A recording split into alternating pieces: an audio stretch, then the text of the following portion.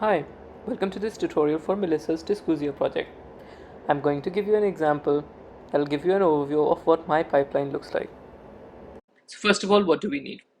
We would need the papers, which are located in this folder here. I hope that Melissa has shared the Dysgusia folder on Dropbox too. So in that you can find the papers. You can also find the brain templates. You can find an app that I've provided called LayerX, which you can use to overlay a screenshot on any window you want. I'll go over it in more detail later. Um, and then you'd also need 3D Slicer to do the segmentations. So let's go over one of the examples. So the first thing that you need to do is open the paper, and you can see there's just one figure in this paper. So all of them are showing the infarct. I'm going to trace the infarct using my cursor. This is what the infarct looks like. So let's take a screenshot of this image. So I would hold on Command Shift and 4, and my cursor would change. And then I'll just drag across the image and take a screenshot. Okay. Next, I would load up an MNI space in 3D Slicer. So you can go to Brain Templates. I provided a high-res MNI template as well.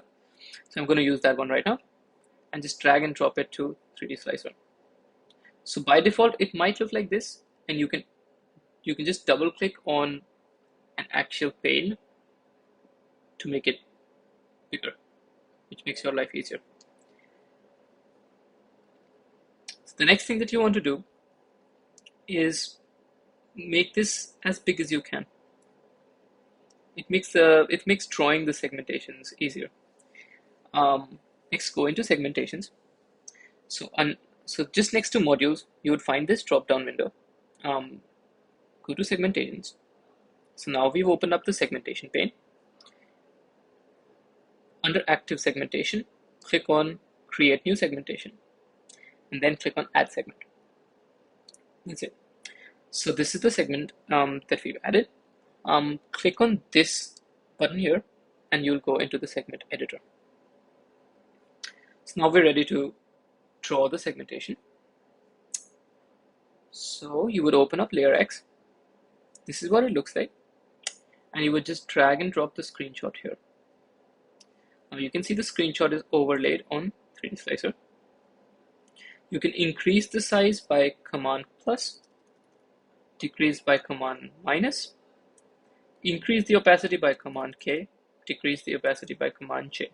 If you forget them, you can go to View, and you can see all the keyboard shortcuts here.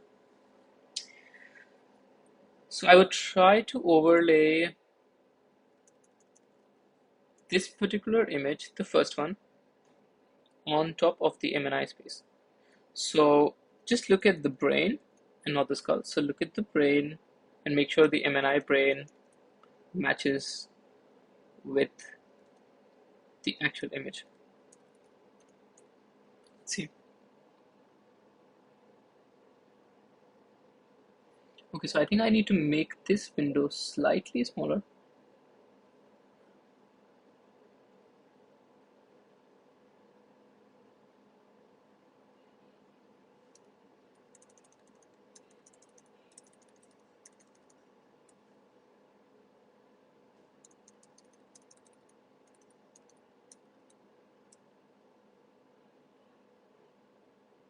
So match the midline here. I'm looking at the midline here, and make sure that both the images look similar. I think I need to make this window a little more smaller. So this is a gradual process, and take your time.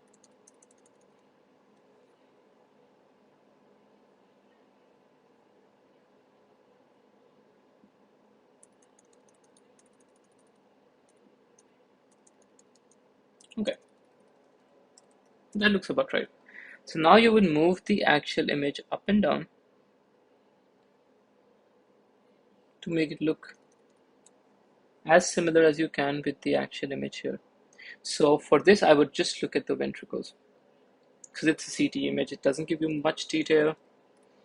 But you can just look at triples to make sure that both of them look similar.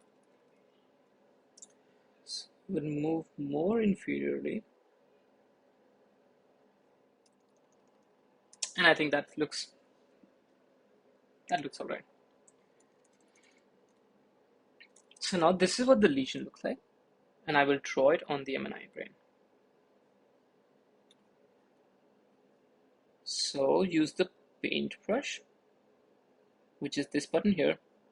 Make sure that the diameter is 1%, because you would need that for accuracy. Let's bring up layer X again so that I didn't forget what it looks like. Okay. So make small strokes. Start with small strokes.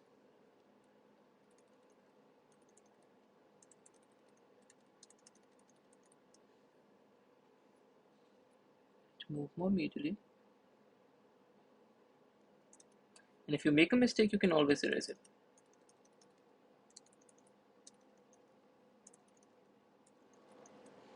And let's now erase some of the lateral border. So this is the eraser tool, and you can again change the diameter of the eraser as well.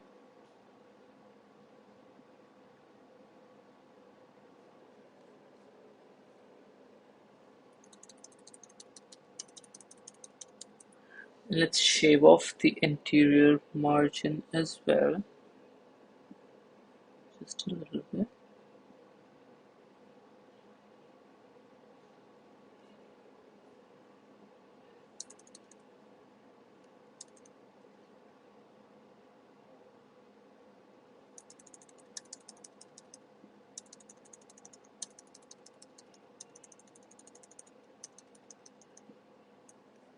And just let's shave off this edge as well.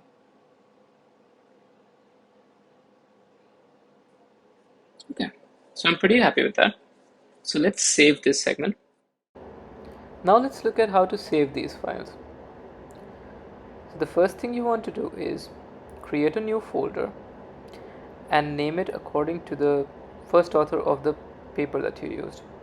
So let's go back to the Dysgusia reports and let's see what the first author's name is. The name of the first author is Hisashi Ito. So let's call this folder Ito, and then also look at the year of publication. So let's call it Ito underscore 2006. So let's rename this folder and call it Ito underscore 2006. Now let's create some subfolders as well, and let's call it subfolder number 1, because you might come across papers which have more than one figure. If you do, you can create more subfolders accordingly. Next, let's drag and drop the screenshot as well as the segmentation that we made, and rename both of them as well.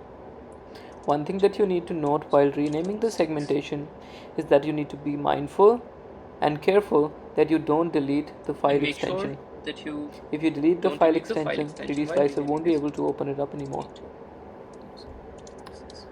Now that we've done this, let's open up 3D Slicer one more time, drag and drop the segmentation that we made, and make sure that it looks alright. Click on OK. There. That looks just about right. Alright, thanks for watching. And that's it. Thank you for watching.